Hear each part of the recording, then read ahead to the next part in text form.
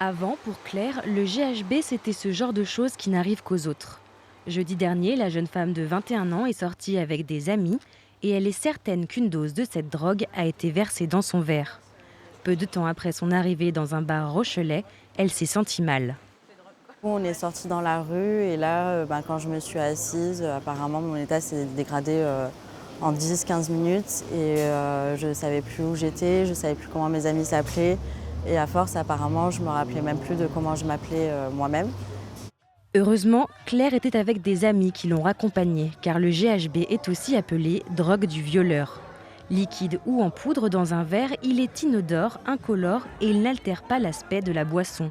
En somme, il est indétectable et provoque une soumission chimique. Ce qui est particulier avec le GHB, c'est que ça va jouer sur la mémoire aussi.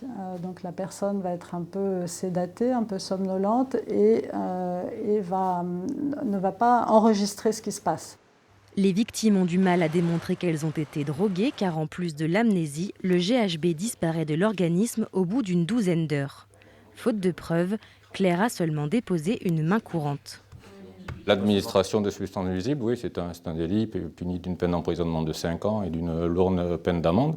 Bien évidemment, c'est aussi une circonstance aggravante d'un viol ou d'une agression sexuelle.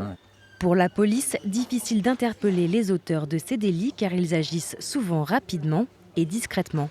La priorité est donc à la prévention, bien surveiller son verre, ne pas rester seul, une charge supplémentaire pour les victimes.